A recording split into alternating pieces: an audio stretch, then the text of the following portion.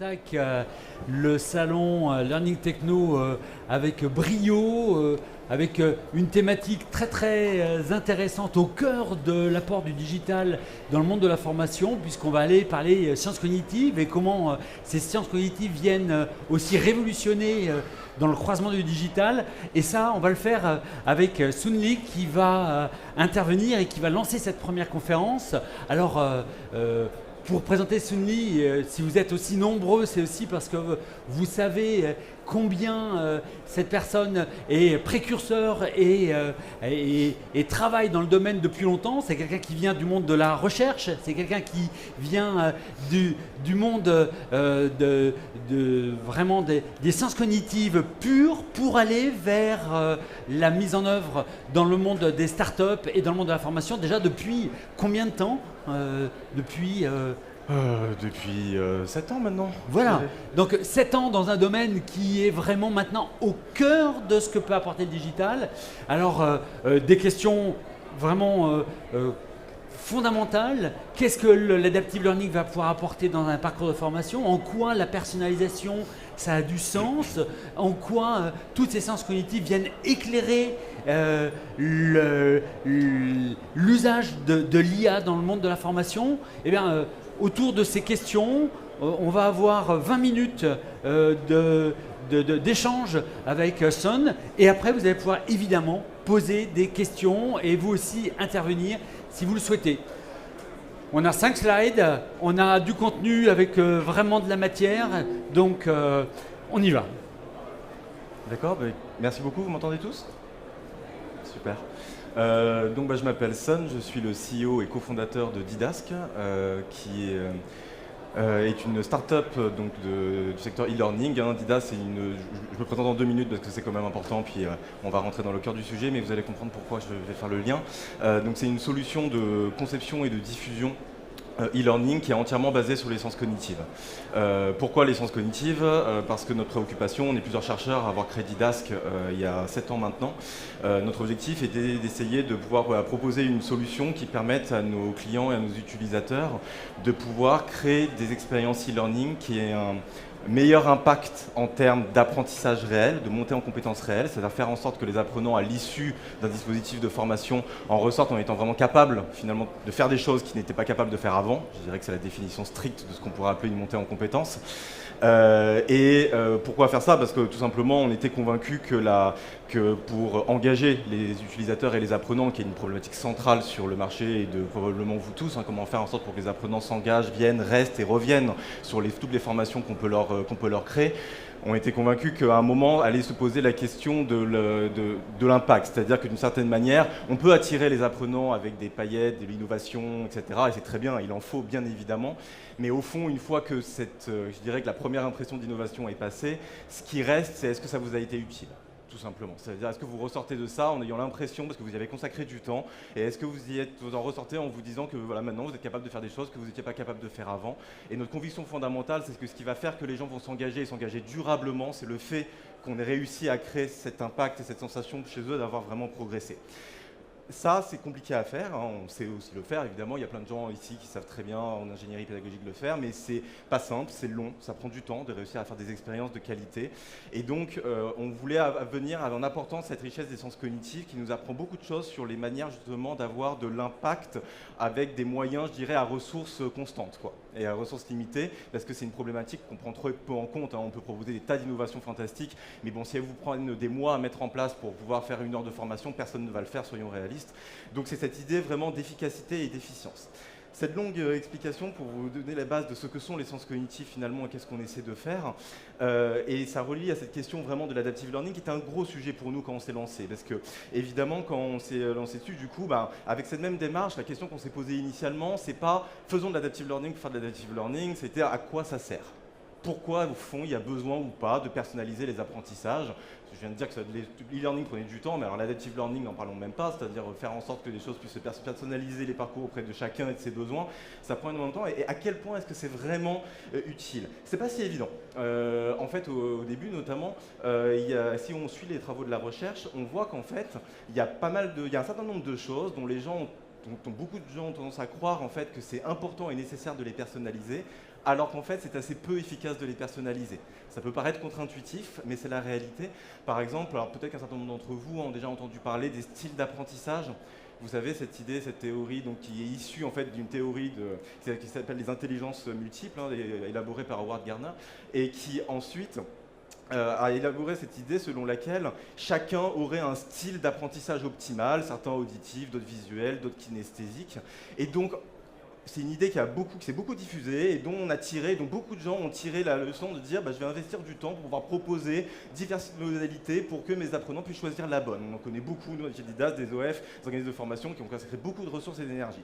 Et malheureusement, la recherche a montré depuis bien longtemps, je le répète, même si certains de vous le savent déjà, mais d'autres ne le savent pas, c'est un neuromythe, ce qu'on appelle la ressource cognitive.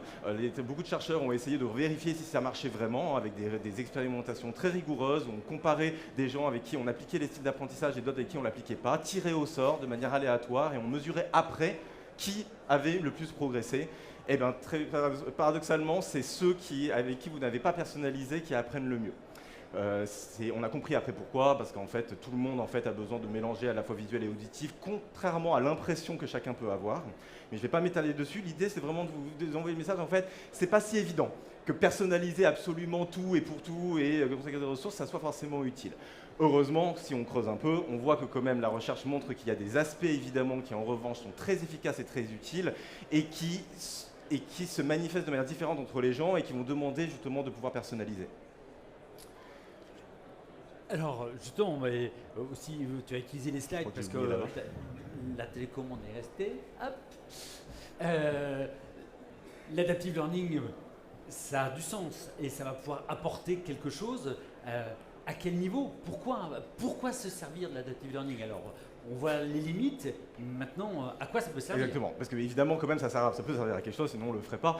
Et surtout, il y a quand même cette intuition qu'on a tous, qu'on sent tous, que parfois on a mal appris parce que le cours, la formation n'allait pas à notre rythme, ou alors que là il se confondait en exemples dont moi j'avais pas besoin, et donc du coup je décrochais parce que c'était plus intéressant pour moi. Cette sensation qu'on a tous finalement issue de notre scolarité, dans laquelle on s'est quand même tous beaucoup ennuyés, enfin je sais pas vous, mais en tout cas globalement quand on vous demande aux gens, les gens sont beaucoup ennuyés, ça vient beaucoup en fait de cette sensation que finalement les choses n'étaient pas adaptées à ce que moi j'avais envie d'entendre à ce moment-là et dont j'avais besoin à chaque instant. Et donc pourquoi ? Donc on a essayé vraiment de faire le point sur ça, et donc je vais vous donner juste quelques exemples ici pour vous donner une petite idée.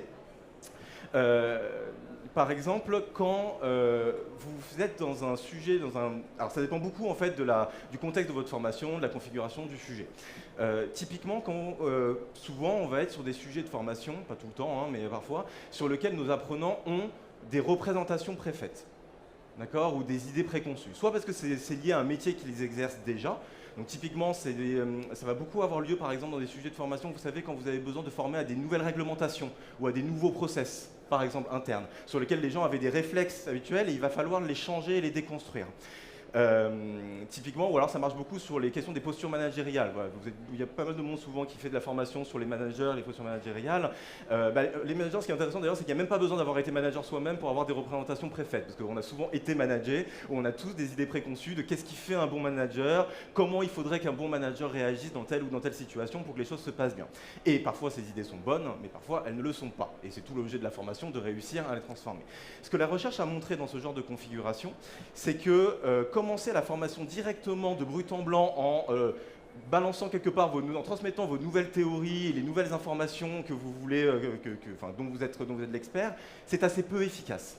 Pourquoi ? Parce que les apprenants ont déjà en fait ce qu'on appelle des modèles mentaux ou des schémas mentaux, si vous voulez, préexistants en mémoire, qui fait que ces informations que vous leur donnez, si elles viennent en contradiction avec ces schémas mentaux, ils n'arrivent pas à les intégrer. En fait, ça ne percute pas. Je pense que vous avez déjà tous eu cette sensation des fois, on vous explique des trucs, et il y a un truc qui cloche, vous sentez qu'il y a un truc qui ne va pas, et du coup, d'ailleurs, vous décrochez un peu, il continue, le prof ou le formateur, mais vous êtes bloqué sur ce truc parce que vous n'arrivez pas à créer une cohérence, en fait, entre ces nouvelles informations et votre modèle mental. Ce que la recherche a montré, donc là on est dans l'exemple 1, et donc nous chez Didas on aime bien parler d'enjeux cognitifs, c'est-à-dire la manière dont nous on va automatiser beaucoup de choses, c'est pour chaque problème de formation identifier finalement quel est l'enjeu cognitif principal qu'il y a derrière, c'est-à-dire qu'est-ce qui crée une difficulté sur le plan cognitif pour passer à l'étape suivante, d'une certaine manière.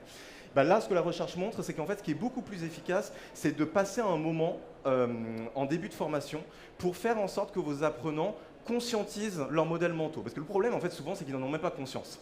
Ils ont des réflexes et ils n'ont même pas conscience que c'est comme ça qu'ils feraient dans une telle situation. Et c'est ce qui rend d'autant plus difficile l'intégration des nouvelles informations que vous essayez de leur transmettre.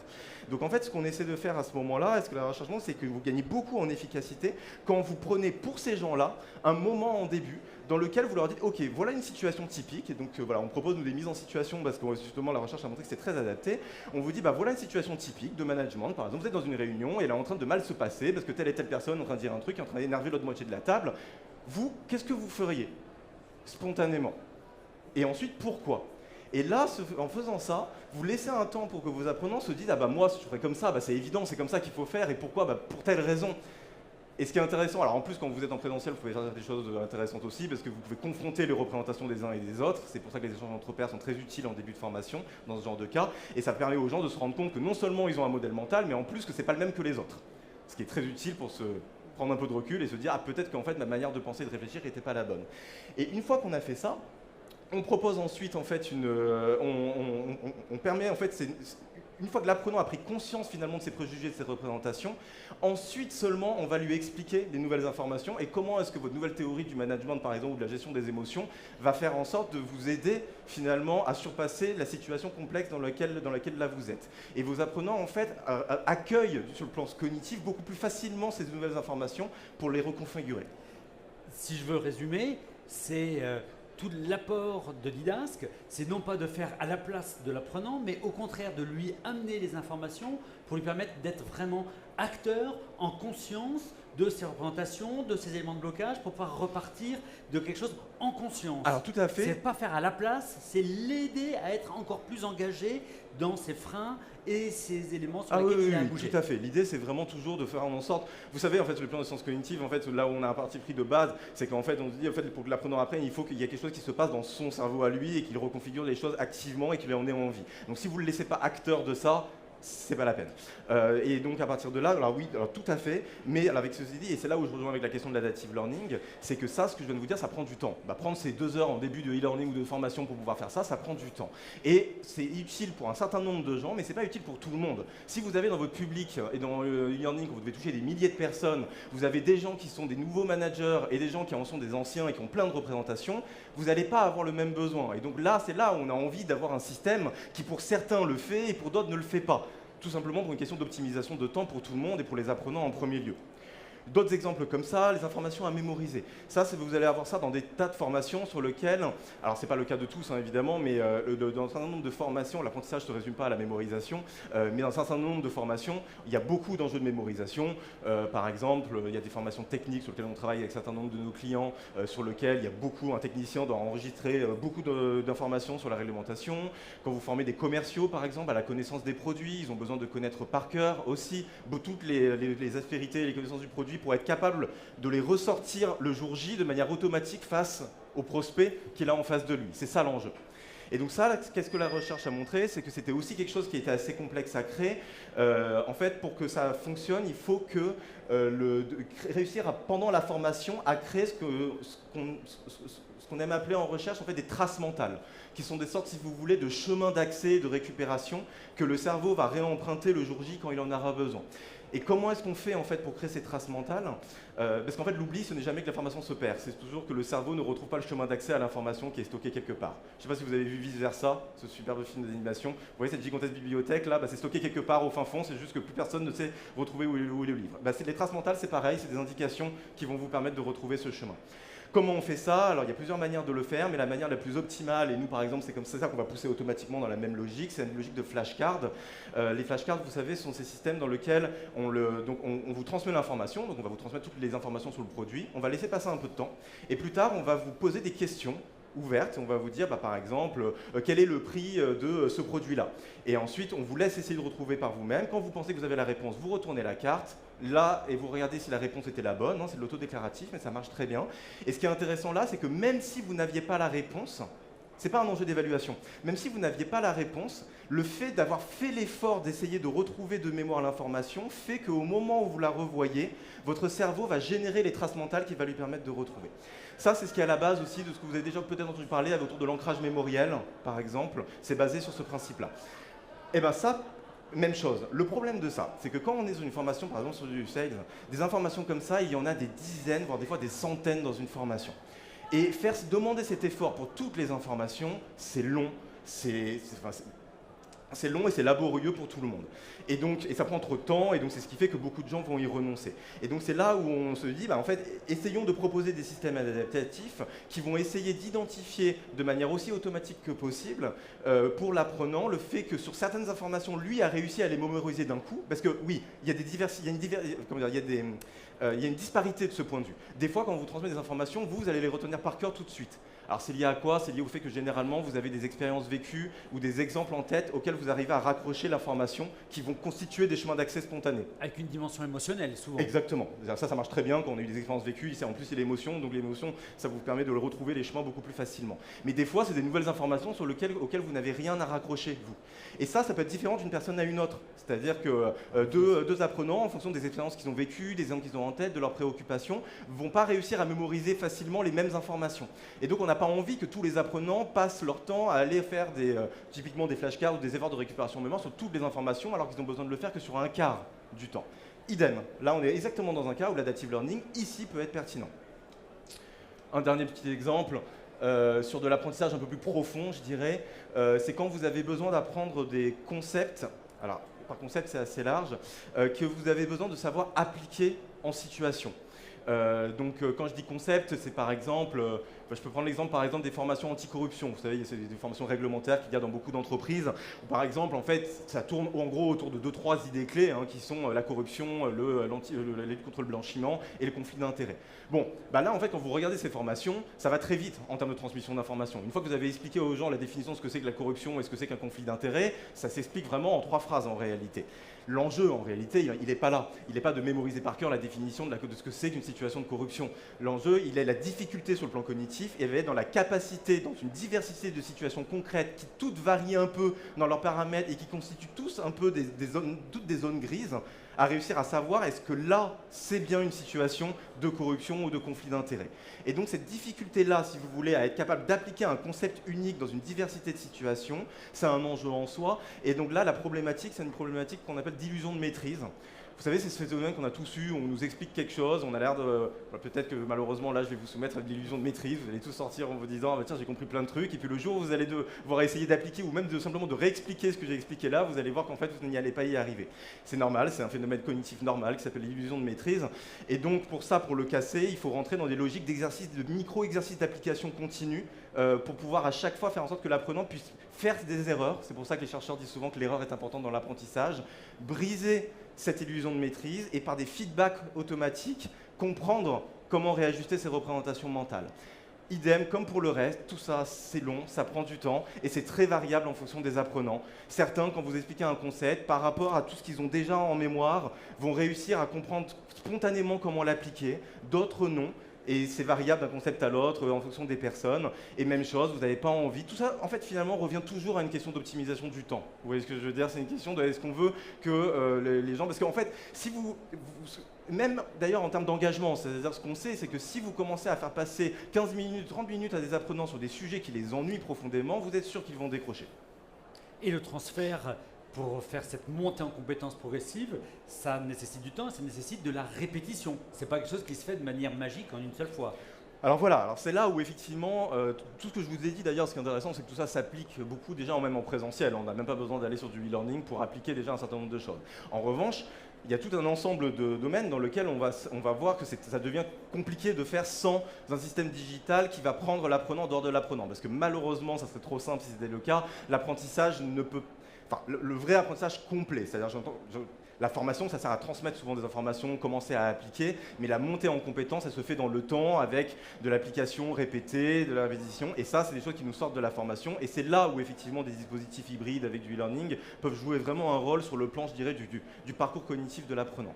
Et en ce qui relève sur la question de l'adaptive learning, pour revenir sur ce sujet central, en fait, on voit bien que, donc dans tout ce que je vous ai dit là, je vous ai donné plein d'exemples de pourquoi finalement, où est-ce que c'est pertinent de personnaliser de manière de personnaliser, sauf que tout ça, non seulement, ça prend beaucoup de temps pour vous si vous devez le faire en présentiel. C'est toute la difficulté de la différenciation pédagogique pour les enseignants et les formateurs, quand vous avez 20 apprenants devant vous et que vous devez essayer de personnaliser pour chacun, parce que vous avez tout ce que je vous ai dit là, c'est très micro, vous voyez, et donc se dire comment je vais faire pour à chacun proposer pile poil l'expérience, c'est impossible en réalité. C'est pour ça qu'on finit tous par y renoncer. Et donc c'est là où en fait on veut essayer de proposer de l'adaptive learning, ça peut jouer un rôle très important, c'est faire en sorte que finalement d'avoir des systèmes automatisés qui vont être capables sur tous ces paramètres-là de prendre l'apprenant, d'identifier en fait finalement là où il en est de son parcours cognitif à chaque fois et comment est-ce que lui on va faire en sorte que cette étape se passe bien. Si pour lui elle est très simple, de passer directement à l'étape suivante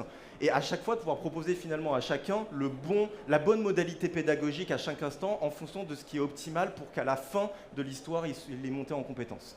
Merci pour cette définition de l'adaptive learning qui de manière très concrète montre à quel niveau ça intervient de manière vraiment utile sur ce gain de temps, sur ces renforcements dans ces mécanismes.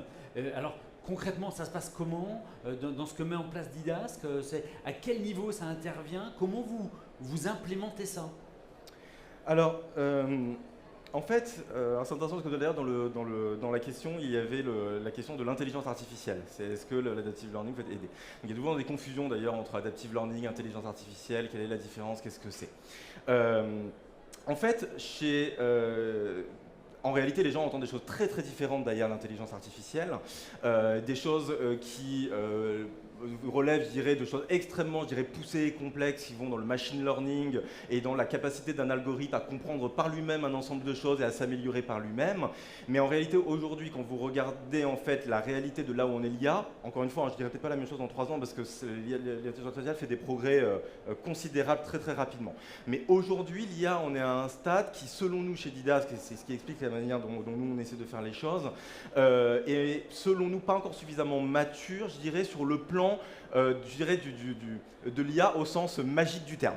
Voilà, pour la faire simple. En revanche, l'IA, et c'est au sens faible du mot, c'est-à-dire la capacité à faire en sorte de créer un système qui va, selon un ensemble de règles automatique, va être capable de repérer le bon paramètre. Typiquement là, est-ce que sur ce sujet, mon apprenant a déjà des représentations préconçues?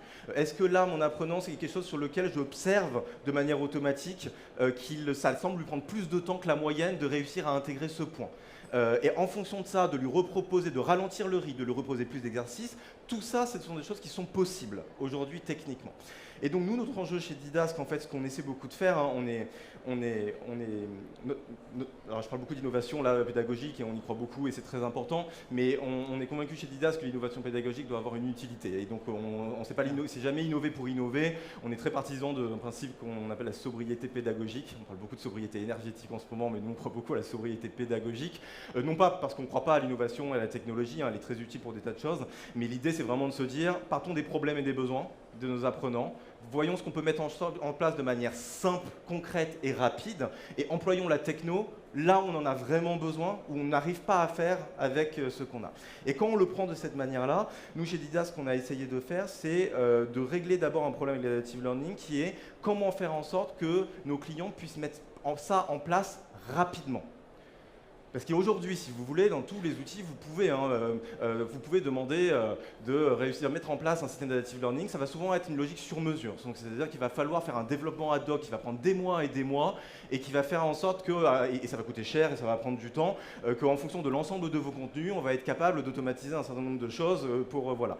Et donc, c'est quelque chose qui ne nous semblait pas viable, et surtout il me semblait que cette logique de faire quelque chose de ad hoc par rapport à chaque contenu, on n'en a pas besoin au fond si on est capable de partir de cette connaissance qu'on a, nous, des sciences cognitives, qui est finalement d'identifier au fond, là je vous en ai montré 3 exemples, hein, il y en a plus que ça, hein, mais je dirais qu'il y a une dizaine, quinzaine de paramètres clés aujourd'hui, où la recherche montre que déjà si ceux-là on arrive à les prendre en compte, on est capable, là j'en ai mis 3 mais encore une fois il peut y en avoir d'autres, on est capable d'automatiser, c'est rien d'autre qu'un résumé hein, des précédentes, on est capable en fait juste à partir de ça de faire un bond massif en termes d'efficacité d'apprentissage.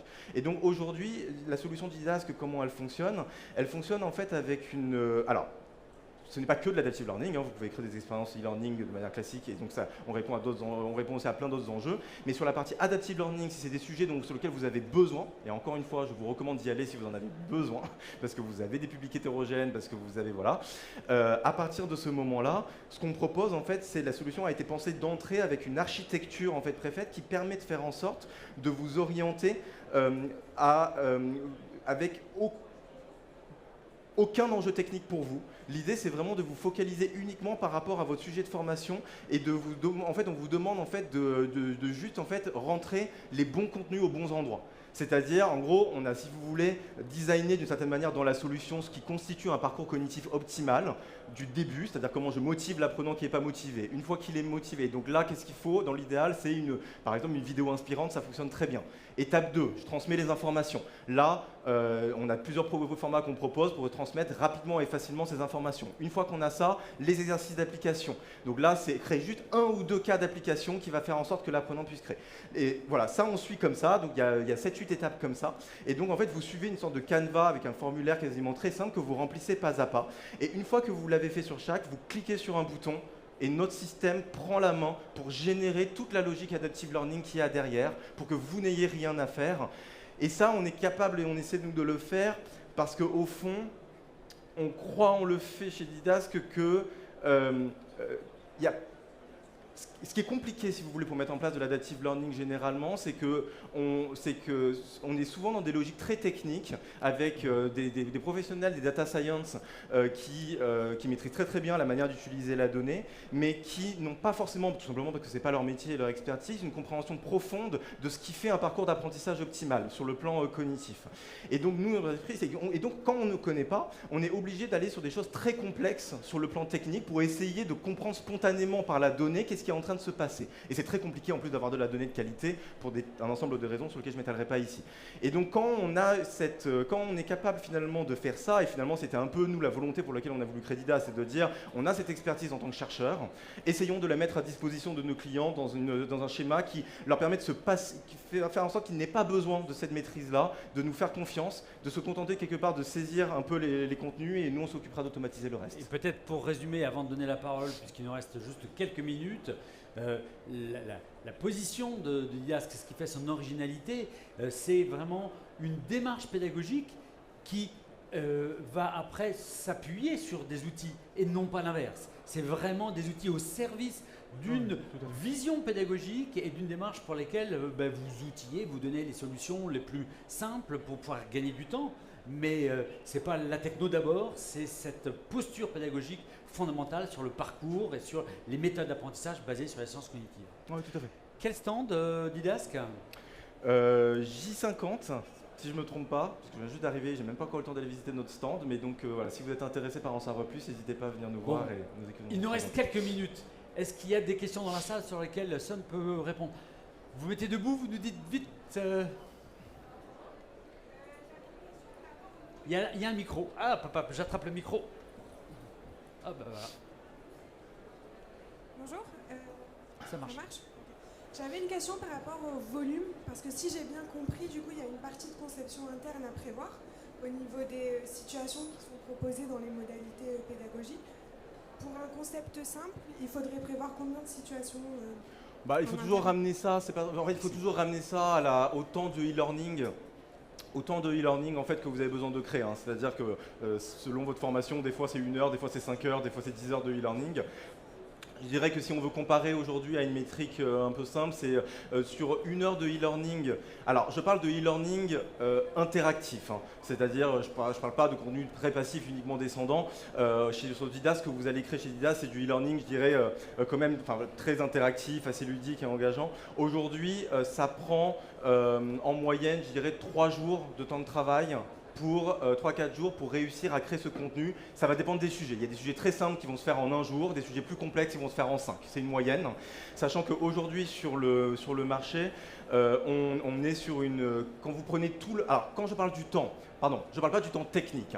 Le temps technique, ça se fait vraiment très rapide. Et souvent, le temps que vous allez voir affiché par toutes les solutions, c'est le temps technique. Créer, saisir, etc., ça se fait en quelques clics. Nous, quand on raisonne sur Didas, on raisonne toujours en incluant le vrai temps, c'est-à-dire tout le temps pédagogique, de réflexion, de design, de conception, qui est souvent le temps caché qu'on vous laisse à vous, les formateurs et les experts et les utilisateurs, et qu'on n'internalise pas dans la solution. Notre enjeu dans Didas, ça a été de réduire celui-là. Sur le marché, ça prend 20 jours de travail aujourd'hui, en moyenne de tout ce temps, c'est tout ce que les études montrent. Quand vous incluez tout ce temps de travail pour créer 1 heure de e-learning interactif, aujourd'hui on arrive chez Didas à le diviser par plus de 5, parce qu'on a une logique Canva très simple justement, où vous avez quelque part à répondre à un ensemble de questions pour pouvoir créer ce contenu.